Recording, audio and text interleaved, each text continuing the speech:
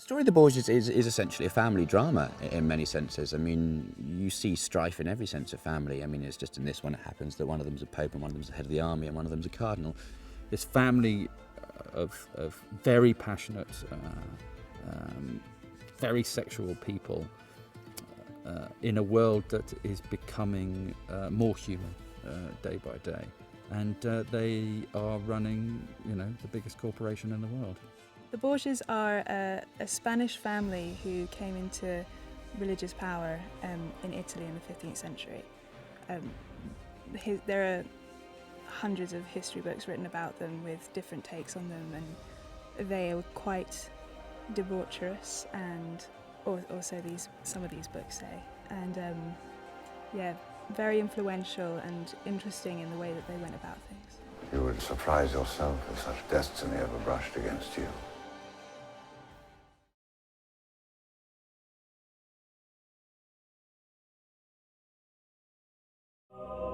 We first see Cesare as the Pope Innocent, the previous Pope, is dying. You are afraid to enter, but you must. And we understand that there will be a race to the papacy. You will fight like dogs. Over this corpse I leave. And it's the second time that Rodrigo runs for Pope. I have waited a lifetime for this moment. We will go over it again. And he makes it very clear to his son, failure is not an option. But I will not forgive failure. From you or your brother.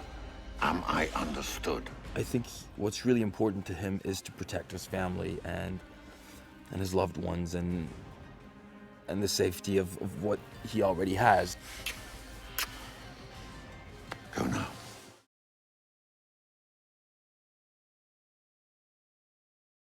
The themes are world domination. French army swarmed through Rome like a cloud of locusts. They're trying to get power, they're trying to get their ideas across, they're trying to rule. A union between you and Sancho would be of some benefit. And the Vatican at that time was a mixture between Washington and Brussels. I mean, that's where it was, and people would come there, as you see Begin or whatever going to Washington to talk with the president, so you would have the King of France coming to the Vatican. At your service, my lord. You get to sort of, you can understand the pressure that happens with people in power, and that's always good to have respect for those people. It makes you admire those that do it without having to bring down the wrath of God on people.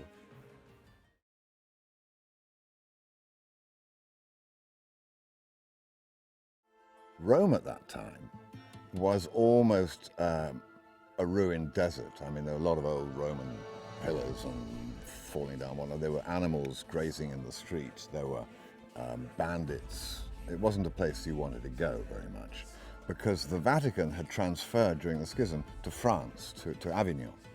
And it had only been back about 10, 15 years when Rodrigo Borgia was made Pope. There are 5 kind of major powers in Rome in Italy at this time. There's the papacy here in Rome. There's the Duchy of Milan, which is my family, the Sforzas. There are the Venetians and the Florentines and the Kingdom of Naples. And most of the first series is taken up with what's going to happen to the Kingdom of Naples. There are the 2 other powers which are in the background always are France and Spain. Italy is not Italy as we know it. It's these 5 countries which fight over the peninsula, and then the 2 major superpowers in the Mediterranean, France and Spain. There was a huge divide in Rome at that time. So you had the peasants who were really, really poor, and my character Ursula is continually going every week to give alms. She's very generous like that. And the people in power were incredibly affluent and decadent, and there's such a huge divide. So it meant that in order, I guess there was a sort of an inherent sense that you just had to keep going, you had to survive, and you had to do whatever it took to achieve and to gain power, because if you fall, then you fall a long way.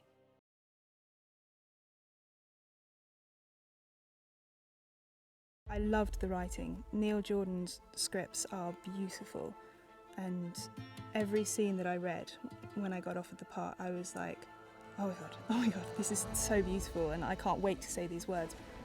There may always be a barrier between us, but if you promise me you will not put yourself in harm's way, then my heart's kiss will be yours.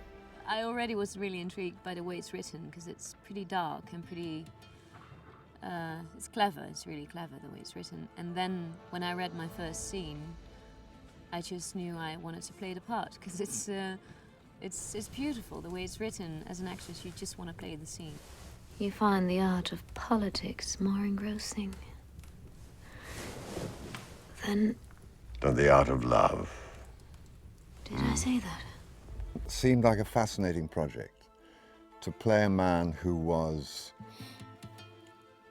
good and bad, black and white, a man of contrasts and conflicts. I thought this would be fun to do. He would be ideal. But both France and Spain lay claim to the kingdom of Naples. And the might of each eclipses that of all of Italy. We must keep those options open. Well, I'd heard about it and heard that it was Neil Jordan. And instantly your ears prick up and you say, what do you mean? Jeremy Irons and Neil Jordan. What more does anybody know? Nobody knew anything.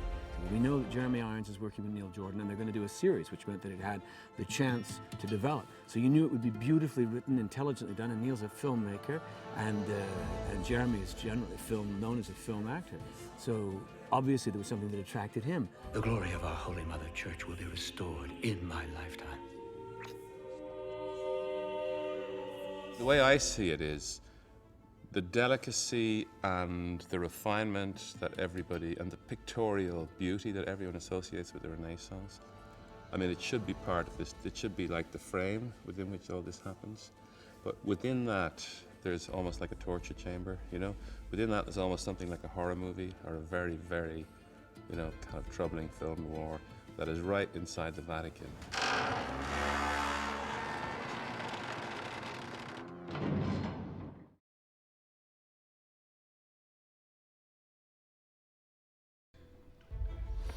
I do tend to win whatever battles I fight. Well, Jeremy Irons plays Pope Alexander VI, formerly Rodrigo Borgia, and he's fantastic. We must get you out of here before they lock the doors. And so it begins. You know what to do? Yes, Father. Keep our family safe. When he walks into a room, he sort of commands that attention. And, you know, he just owns it sort of better than anybody could. When the Pope pledges to banish all suspicion of simony from the cardinalate, he keeps his word. He leads. He's a leading man, and he leads. And if you watch him carefully, not just in his acting, just the way he is, you can see he's very serious what he does. Always I'm interested in what does the audience get? How do they, you know, is it something they're going to enjoy? And that's always a surprise. Forever and ever. Amen.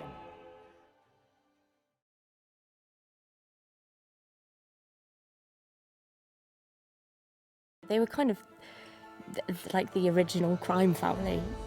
So it's all that power and corruption and politics and sexual exploitation that, you know, you still find in so many levels in society today, which is not changed, unfortunately. So it's kind of a mix of politics and love. There's a lot of in-family bickering, so I'm sure we can relate to that. But this shows what goes wrong if you bicker too much. This is vulgar, this is volatile, and it's not abnormal. The main thing that keeps, you know, that makes it interesting is that it's a story about people and their desires and their ambitions and their love for each other and the lengths they'll go to protect and nurture and build their own, you know, their look out for their own interests, and future generations, of the family. It is your destiny to follow in my footsteps.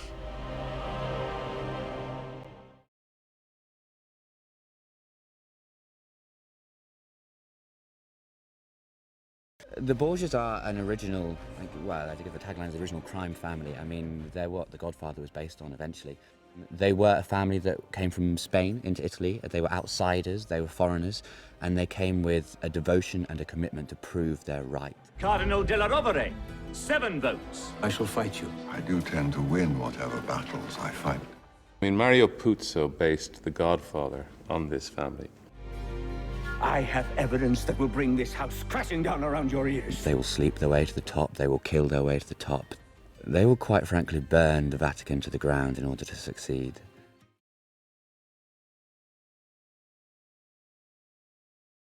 I think one of the great things that we can do with television and drama of all sorts is to show how some people in the past have behaved, because today life is, for some of us, quite dull and ordinary, and this sort of style of life, and with enormous wealth and enormous private armies, and it's a great way to escape for an audience. And when you come back home from a day out, it's quite nice to turn on the television, and I think this is going to blow people's socks off, I hope. We will stay here, and we shall be here when you return, if you return.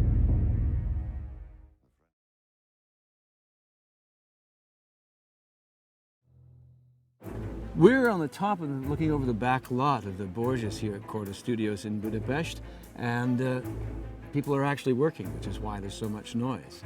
They're doing some pickup scenes of the first block, and this is outside in Rome somewhere, where they usually shoot the big audience scenes.